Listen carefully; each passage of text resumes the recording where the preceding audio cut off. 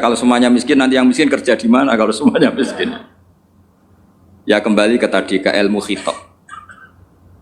Kalau ini tidak dipelajari, maka orang Khawarij ini megang otoritas. Tidak bisa. Mereka enggak menguasai pintu surga maupun pintu neraka. Enggak bisa. Mereka dengan seenaknya, tobatnya orang yang pernah gini enggak diterima. Tidak bisa. Wilayah yang terima tidak itu wilayahnya Allah Subhanahu wa Ta'ala. Jika kita tetap berpendapat sesuai eksplisit yang ada di Quran, walillahi mulkus samawati wal ardi, apa yaghfiru liman yasha wa yu'adzibu may yasha. Sehingga enggak boleh kita pegang otoritas agama, enggak boleh. Kita hanya bisa menjelaskan. Kalau pegang enggak boleh. Misalnya saya dengan sampean surganya dulu mana? Bisa saja dulu jenengan. Kok bisa Gus? Iya kan? Mungkin wah keren ngaji tawaduk mau. Mungkin saya dari bab tawaduk keren sampean. Di bawah saya di atas, di bab tawaduk keren sampean. Jika kalau surga kok jalurnya tawaduk, mesti dulu sampean. Karena sampean di bawah, saya di atas. Tapi saya nanti protes sama Allah. Protesnya gini, posisi saya diperintah ya. Gayanya mereka duduk di bawah, tapi merintahkan saya supaya mau mengajar. Jadi nggak ada sopan-sopannya, karena mereka merintah ya. Ya terutama di PPI ya Pak. Wah itu nggak sopan sekali karena merintah. Sehingga kalau yang dipandang, makanya masyhur itu kan, ada wali itu yang satu jadi wali karena sholat di shaf awal, keren kan, shaf awal fadilahnya utamanya kan luar biasa. Yang satu kalau sholat itu di belakang terus, tapi juga jadi wali. Yang depan agak protes, ya Allah kenapa ini jadi wali padahal sholatnya di belakang. Jawabannya lucu yang di belakang. Kenapa? Saya itu malu, saya ini masih banyak dosa, banyak salah kok di depan, kok kayak suci sendirian. Jadi kalau kamu sowan sama raja atau sama kiai, yang paling depan itu kan yang kepedean. Dia milih yang belakang, jadi sopan aja, gak terlalu deket gitu. Orang itu tidak pernah tahu. Kadang-kadang Allah itu kita tidak pernah tahu. Andai kan boleh dibahasakan, kita tidak pernah tahu cara berpikir Tuhan. Jadi Allah itu zat yang mau, ya itu tadi otoritasnya penuh. Makanya saya pernah cerita di mana-mana, di kitab-kitab yang saya baca itu ada dua orang yang ahli neraka, sudah di neraka. Ini sekaligus ijazah, saya ulang lagi sekaligus ijazah, bisa dipraktekkan nanti itu. Setelah itu dua orang ini dipanggil ke surga sama Allah. Allah itu tanyanya ya aneh, enak di neraka, ya udah enak di neraka. Ya gak enak di neraka kok ditanya enak enggak, ya gak enak. Ya sudah kembali lagi ke neraka, lari kencang-kencang, lari menuju neraka. Lari sama Allah dipanggil lagi, loh kenapa kamu semangat? Ya Allah, saya ini kapok, saya ini trauma. Dulu ketika engkau perintah, saya ini lelet sekali, disuruh sholat lelet, disuruh zakat lelet. Maka ini dengan perintah saya semangat supaya nggak ngulang kesalahan yang sama. Akhirnya sama Allah dipanggil, ya sudah di surga aja, di surga. Karena semangat lari menuju neraka. Maka ini ijazah nanti kalau di mahsyar ya, ya kamu dipanggil, ayo masuk neraka, harus apa? Semangat, semangat, harus semangat. Oke pasti semangat. Lah repotnya kalau nggak dipanggil lagi. Akhirnya barokahnya semangat itu dia di surga. Kita tidak pernah tahu cara berpikir Tuhan, nanti kan boleh dibahasakan seperti itu. Yang satu, ayo kembali lagi ke neraka, tolah itu, jalan noleh lagi, sampai itu gak semangat noleh lagi. Terus ditanya sama, kenapa kamu tolah gitu? Saya tidak pernah ngira ya Allah, ketika engkau panggil di surga, kemudian engkau kembalikan lagi ke neraka. Ya sudah kamu di surga saja. Barokahnya husnudzon.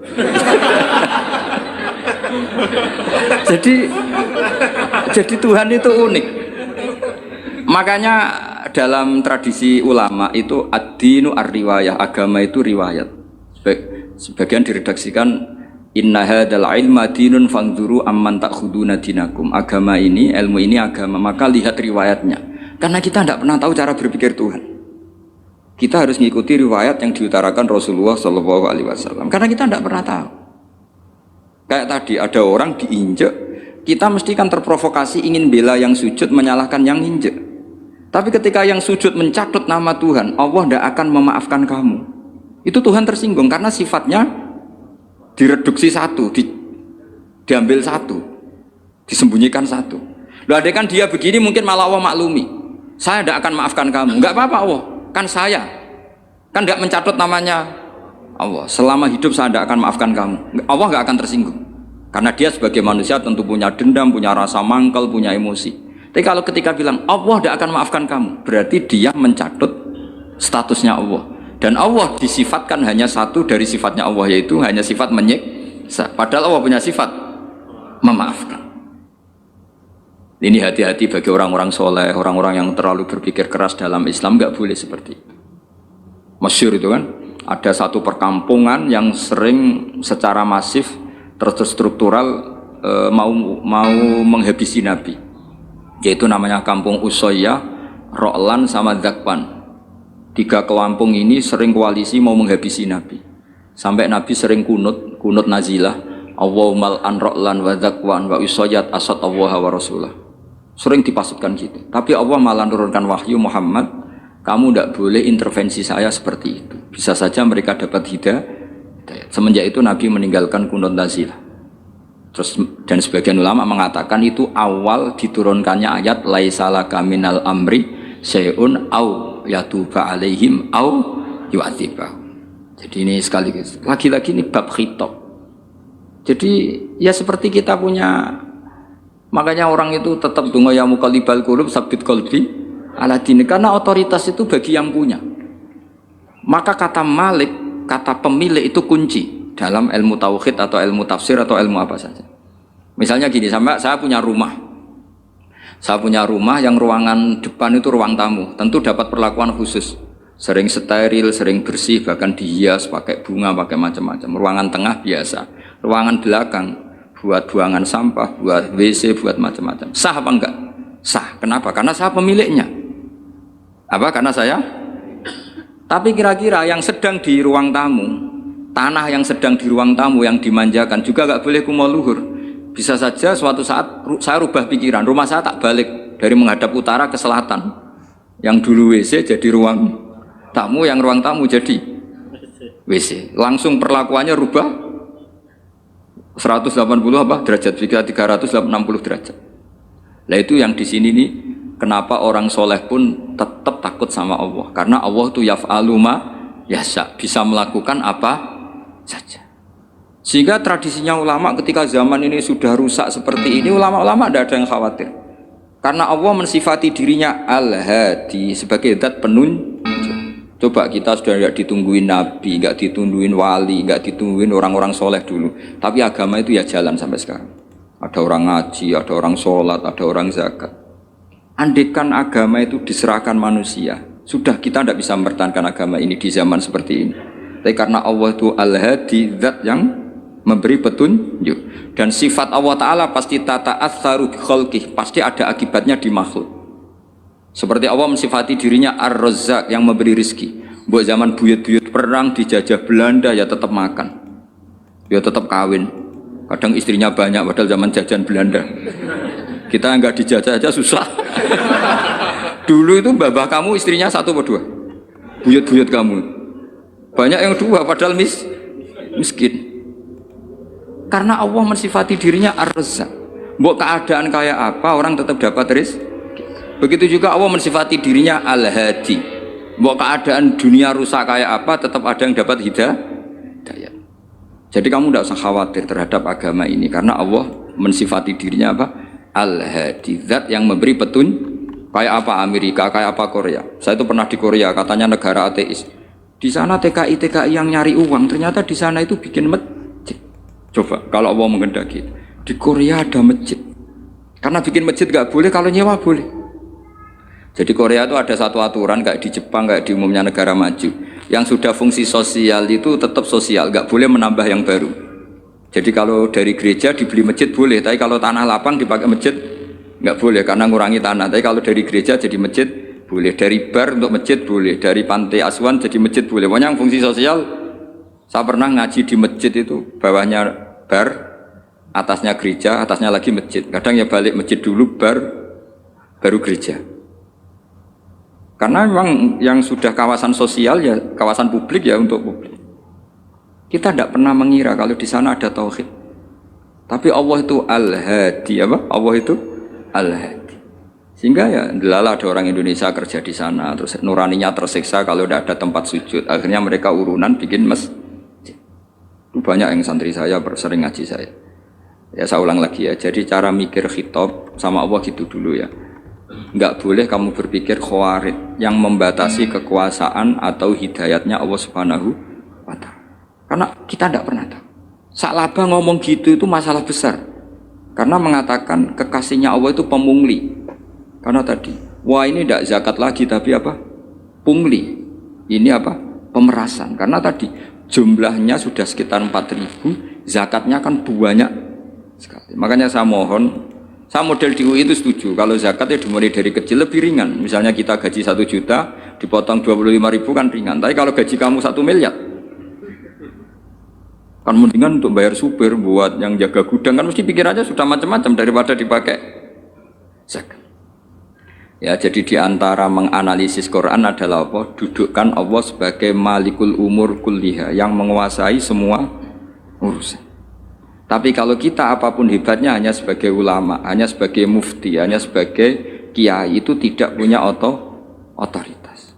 Sehingga misalnya banyak kan, misalnya anak yang kita cintai, kita modali malah bangkrut, yang tidak kita modali malah kaya. Karena urusan tidak di tangan kita, tapi di tangan Allah Subhanahu wa Ta'ala. Masjid juga gitu. Masjid yang dikelola secara sehat, ramai jamaahnya gini-gini, itu dikelola oleh manajemen. Ada masjid yang kelihatannya sepi, jamaahnya ya sedikit, tapi kadang-kadang diridhoni Allah. Kenapa? Karena masjid itu nggak menjadi problem sosial bagi komunitasnya. Saya beri contoh, masjid ramai tentu baik, nggak perlu saya ceritakan. Karena masjid ramai itu ya mesti baik. Masjid yang banyak jamaahnya tentu baik, itu nggak usah dibicarakan. Tapi ada beberapa masjid yang sepi, tapi Allah itu suka. Kenapa? Karena lembaga agama itu nggak boleh mengganggu sistem sosial. Jadi kita tidak pernah tahu cara berpikir Nabi. Yaitu banyak kan sahabat habis sholat duhur, dia di masjid, qobliyah di masjid. Apa kata Nabi? La taj'alu buyutakum kuburan, jong nak apik coba entek-entekno ning masjid, omam ya bagai keapian. Rumah kamu jangan jadikan kuburan. Jadi sholat sunatnya di masjid, ba'diyahnya di masjid. Pulang-pulang tanya, "Mah, makannya di mana?" Terus marah-marah karena kurang disediakan makanan. Kan lucu kan? Di masjid qobliyah, ba'diyah, pulang-pulang tanya apa? Makanan. Tersinggung lagi kalau belum disediakan. Akhirnya apa? Anak-anak kita yang kecil kenangan melihat bapaknya itu apa? Bapak itu orang yang kalau dari masjid tanya makanan dan marah kalau tidak kesampaian. Coba kalau kamu datang dari masjid, sholat. Kenangan anak kamu apa? Bapak itu orang yang kalau datang dari pergi, sholat. Sehingga kenangan anak-anak kita ini melihat kita sholat, sujud di rumah. Jika Nabi membahasakan apa? Jangan jadikan rumah kamu sebagai kuburan. Kasih jatah sholat. Sehingga ulama mengatakan, jamaah itu paling baik itu di masjid untuk jamaah fardu. Untuk sholat sunat beberapa malah sebaiknya di sehingga saya ini sebagai kiai ya sering bingung. Bingungnya kadang ada orang terlalu overacting, ingin masjidnya ramai sehat. Yang satu enggak. Saya ini sering dipamiti, ya saya akhirnya bingung. Bingungnya ya barokahnya ngalim itu bingung. Kalau enggak ngalim malah enggak bingung. Karena ya sudah harus gitu. Sampai tak beritahu ya. Nabi awal ngendikan itu ju'ilat lanal ardu kulluha masjidan. Semua tanah Allah itu hakikatnya masjid. Apalagi ini rumah kita. Anak kita biar menyaksikan saat kita sujud, saat kita baca Quran, saat kita ngaji. Kalau semua ini di masjid, kemudian Anda di rumah taunya makanan, menuntut ngopi, menuntut kenangan di keluarga kita kurang baik. Makanya Nabi membahasakan apa? La taj'alu buyutakum kuburon. Jangan jadikan rumah kamu sebagai kuburan. Apalagi ada pepatah lagi, al-ummu madrasatul ula. Ibu adalah madrasah pertama. Coba kalau kita ngajarin Quran di rumah, ya tentu masjid ya tetap ada kegiatan, tapi jangan sampai mematikan rumah. Sehingga kita sebagai ulama itu ada masjid rame ya seneng, ada masjid setengah rame ya gak apa-apa. Asal efeknya menyebar ke masyarakat. Jadi ramenya masjid ya baik, tidak ramai kalau yang ramai ibadah di rumah-rumah juga baik. Maka dulu zaman Nabi Musa malah istilahnya waj'alu buyutakum qiblata wa aqimus sholat. Jadikan rumah kamu sebagai kiblat, sebagai tempat ibadah. Coba kenangannya Nabi kalau sholat malam itu di rumah apa di masjid? Di rumah, sehingga Aisyah punya kenangan sampai hatta waromat qodamau, sehingga tangannya, kakinya Nabi bengkak. Dan Nabi alami saja. Kamu kira Nabi sholat punya kayak anak-anak sekarang kan yang kayak ada ruang sholat. Ternyata hanya dipasang sajadah sama tasbih, nggak pernah dipakai. Kalau Nabi enggak, yang dipakai Sayyidah Aisyah itu ya tempat sholat. Sehingga kata Aisyah, Nabi itu sholat di tempat tidur saya. Kalau Nabi sedang berdiri, kakiku tak selonjorkan. Kalau Nabi sujud, kakiku tak ingkretkan. Ya di tempat Sayyidah Aisyah tidur itu. Nabi sholat. Pas berdiri kan berdirinya Nabi lama, Aisyah selonjor. Pas Nabi mau sujud, kakinya diingkretkan. Segampang itu Nabi. Akhirnya apa? Kenangannya Aisyah sebagai istri itu doa-doa tahajud, doa-doa. Coba kalau Nabi tahajudnya di masjid, Sayyidah Aisyah tidak punya kenangan doa-doa apa? Tahajud. Sehingga kita harus ngikuti ngaji. Sehingga kalau nuruti teori ya, sholat itu ibadah. Sebaiknya kalau ibadah ya di tempat ibadah. Tidak seperti itu cara pandang. Kata Nabi, semua buminya Allah adalah saksi kita ketika ketemu Allah. Semakin saksi itu banyak, maka semakin baik. Maka kalau sholat sunat, kesunatannya itu pindah-pindah tempat. Tapi ya jangan terlalu habis di sini terus pakai mobil ke sana gitu. Iya, kalau pas di perempatan ada orang cantik nggak jadi diterusin nanti. Tapi ini sama saya cerita ya. Jadi di antara mengkaji Quran itu mengkaji cara Allah membuat khitab.